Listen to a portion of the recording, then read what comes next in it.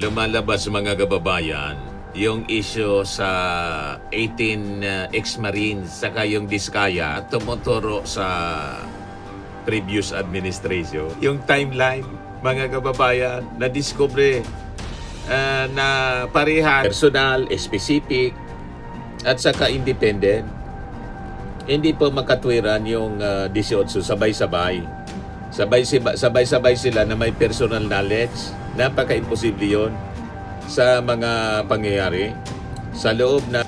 So ang layunin nila possibly mga kababayan, mag-asik ng pagdududa sa loob ng institusyon ng ating gobyerno, lalo na po sa military kasi mga military sila, former military. At ang drama nila mga kababayan, kaya daw sila Nagpapagang mga balita at pagtalakay sa mga isyu ng lipunan. Bulsa! Opinyon, banat at paglalantad sa katotohanan. Bulsa! What you see is what you get. You decide. Ito po mga kababayan, si Dante Maravillas. Lumalabas mga kababayan, yung issue sa 18 ex-marines saka yung Diskaya tumuturo sa previous administration. Yung timeline, mga kababayan, na-discover na pareha sabi sa mismo pahayag mga kababayan ni Boyeng Rimulya. Kaya lumalabas talaga pong propaganda. Hindi man po ebidensya ang habol nila. Puro propaganda, mga kababayan. Remember, yung issue sa Diskaya, tumabo ng kontrata, mga kababayan, as admitted by Sara Diskaya, sa pagtatanong mismo ni Bato de la Rosa, 2016. Dito naman po sa delivery, mga kababayan, na mali-malitang pera doon sa Kongreso. Na-discover po ni Ombudsman Rimulya, 2022, panahon ni Digong. So makikita natin dito mga kababayan, yung kampo ng mga DDS, may isa silang lumang taktika na paulit-ulit na ginagamit po. Kapag hindi na nila kayang ipagtanggol yung nakaraan, gumagawa sila ng kwento, mahilig gumawa ng kwento para ilihis ang sisi sa kasalukuyan. So ito mga kababayan ang eksaktong pattern na nakikita ngayon sa dalawang kontrobersya. Yung kwento ng alleged mali-malitang pera na 18 ex-marines. Tapos yung mag-asawang Diskaya sa issue ng Ghost Flood Control Project. Kaya makikita natin mga kababayan, sa unang tingin, parang malaking revelasyon. Malaking paratang, malakas na salita. Pero pag sinuri mo na yung ebidensya, yung timeline, yung proseso, so lumalabas na mga kababayan yung malinaw na tanong. Bakit pilit nilang dinidirekta ang sisi po sa kasalukuyang administrasyon? Kung ang mismong ebidensya mga kababayan ay tumuturo sa mga naganap sa nakarang administrasyon, ngayon yung mga ex-marines, yung 18, sinugpe na po mga kababayan ng NBI. Tapos ang dumating, 16 na lang mga kababayan. Tapos, nang pumunta sa NBI, nag-refuse na matanong. Ang gusto nila, sabay-sabay lang silang nagsasalita. Hindi naman po pwede ang ganun. Sa legal na proseso, mga kababayan, ito po ay hindi at pangkaraniwang hakbang. Kasi po sa batas, ang testimony dapat personal, specific, at saka independent. Hindi po makatwiran yung 18 sabay-sabay.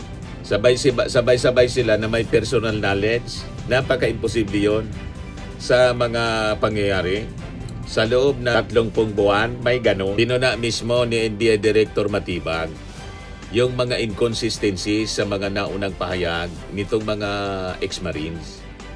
With that, sabi po ni Matibag, kailangan anyang busisiin muna yung mga aligasyon bago ipatawag yung mga opisyal na kanilang dinadawit. Madaling sabi mga kababayan, hindi sapat po yung paratang kung hindi po ito sinusuportahan ng consistent na testimony at mga ebidensya. Ngayon, kahapon, mas lalong naging mabigat yung usapin nang magsalita na si Boyeng Rimulya.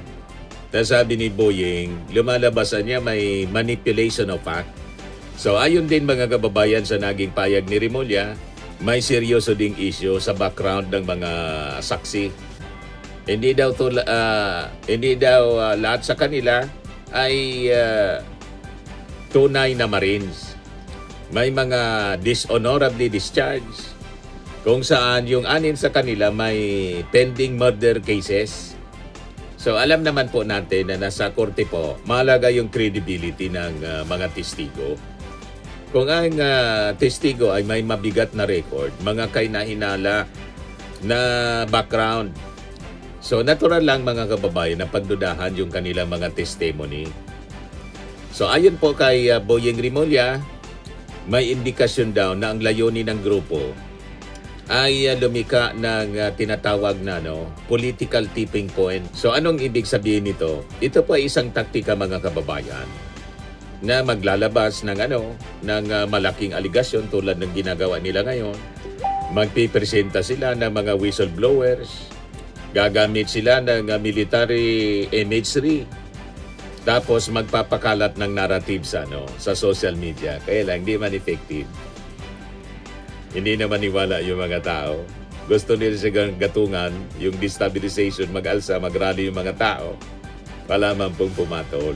So ang layunin nila, possibly mga kababayan, mag-asik ng pagdududa sa loob ng institusyon ng ating gobyerno, lalo na po sa military, kasi mga military sila, former military. At ang drama nila mga kababayan, kaya daw sila lumantad na kasi hindi na nila masikmura yung korupsyon sa gobyerno. So sa pinakamasamang senaryo mga kababayan, maaari po itong magamit para udyukan ang destabilization o narrative. Kaya lang po, walang pumatol. So hindi po ito bagong taktika sa political warfare. Isa po itong psychological operation. Ngayon, pag-usapan natin yung koneksyon ni Mike Defensor na laging bibida-bida, pumiprintira siya. Alam naman po natin na si Mike Defensor isa pong political figure na malapit kay GMA, malapit kay Digong sa mga Duterte. Kaya dahil dito mga kababayan, lumalakas yung mga tanong. May political orchestration ba sa likod po ng paglabas nito mga sinasabing saksi? Di ba pa? Ngayon, dito tayo sa Diskaya couple na parehas po yung pattern. So, ang kanilang paratang, may umano'y kickback scheme na nangyari sa mga flood control projects mula 2022 hanggang 2025. Ngunit, nang suriin po yung records, sa mismong pagtatanong ni Bato, lumabas na tumiba po ng napakarami by the billions na projects yung mag-asawang Diskaya 2016. Ito yung pagtatanong ni Bato. Yung mga flood control projects, kailan kayo nag-engage sa flood control projects sa DPWH? Siguro mga 2016 onwards. Please make sure of your answer. Yes po, 2016 onwards po. 2016. Basag si Bato. 2016 onwards. May follow-up Yes, sir. pa. Okay. Go ahead, sir. Go ahead. Alright. Yung mga flood control projects, kailan kayo nag-engage sa flood control projects sa DPWH? Sinisisi nila sa ating Pangulo. 2016 tumiba yung diskasya. Mga 2016 onwards. Mali Please na. make sure of your answer. Yes po, 2016 onwards po. 2016 onwards. Yes po. Yan ang sinasabi natin mga kababayan. Turo ng turo. Malinaw na tumiba yung mga diskaya. Panahon mga kababayan ni Digong. At ito naman po na aligasyon ng 18 Marines lumalabas. Yung delivery, panahon din ni Digong. 2022. So makikita natin mga kababayan ang DDS propaganda playbook. Una, step 1, maghanap ng mga witness or witnesses. Then maglalabas ng mga matitinding aligasyon. Tapos sabay turo sa presenting administration. Diretso agad sa press conference po. Tapos sabay atake ng kanilang mga minions sa social media. ikakalat na po sa social media ecosystem. Uulit-ulitin din lang nila para magmukhang totoo yung kanilang kwento. Hindi sa kanila importante kung kompleto yung ebidensya. Ang mahalaga sa kanila mga kababayan, maitanim yung duda sa isipan ng publiko. Ganon ang sistema ng kanilang propaganda. So, ito yung pinakamalagang tanong. Bakit sila gumagawa ng ganyang uri ng mga narrative? Ano niya, Mr. Maravillas, ang paliwanag mo niyan para pagtakpan po yung mga kabulukan sa previous administration. So, kung ang timeline mga kababayan, 2016 to 2021, hindi mo pwedeng ipaliwanag yon na hindi madadamay ang nakaraang pamalaan kasi previous administration nga po yung timeline. Di ba? Kaya ang ginagawa nila, ililipat yung kwento. Kahit yung sa investigasyon, ayaw ni Jingo Estrada pag-usapan yung 2016, 2022 anya onward. Ngayon, bakit mo mapanganib ang ganitong mga ginagawa nila? Kasi po, hindi lang ito simpleng political attack. Mas malalim po ang epekto nito sa ating lipunan. Kapag po nasanay ang publiko sa mga scripted testimonies, template affidavits, mga papresko na wala naman pong ebidensya at matindi yung mga ginagawang paratang para lang manira.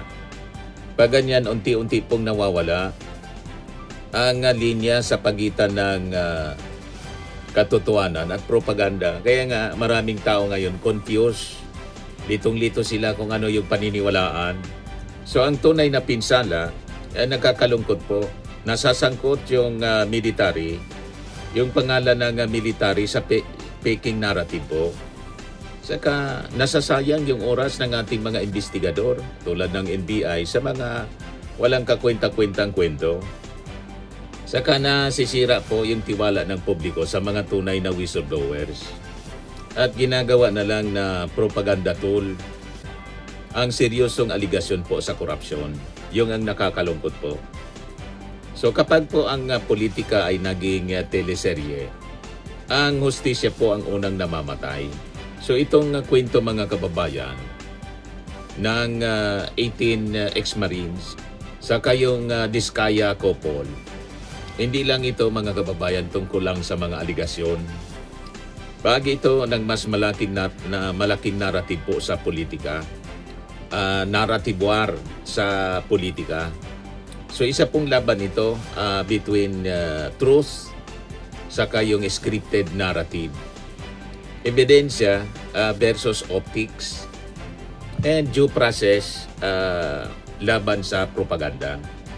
So nakikita natin mga kababayan dito ang malinaw na coordinated propaganda narrative para po isisi sa kasalukuyang administrasyon ang mga anomalya na tunay na naganap noong Duterte administration po.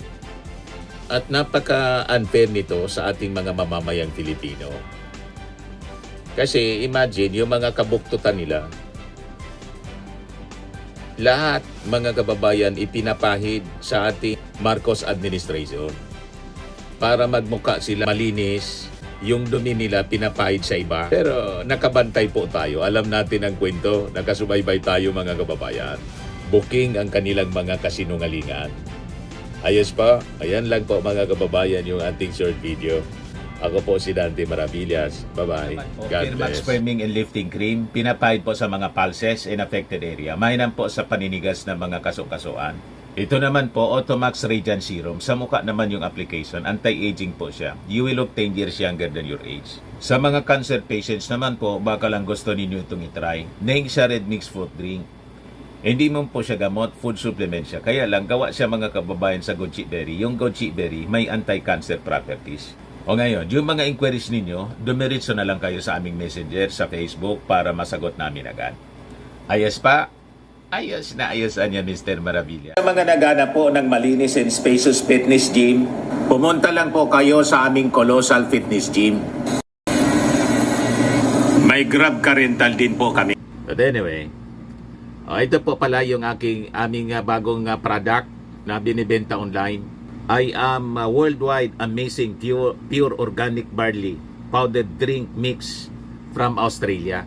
Negosyo to ng aking anak na architect entrepreneur Riz Maravillas. Ayan po. Kontakin na lang po ninyo siya, Riz Maravillas on Facebook. Ang mga health benefits niya, boost immunity, improves digestion, enhance energy levels, packed with antioxidants, prevent cancer. Ito naman po yung bago naming product na binibenta online. Eye Glow Serum, whitening po siya. Tingnan ninyo yung epekto sa aking anak na architect before and now. Yung mga inquiries po ninyo, dumiretso na lang kayo sa kanyang Facebook account, Riz Maravillas.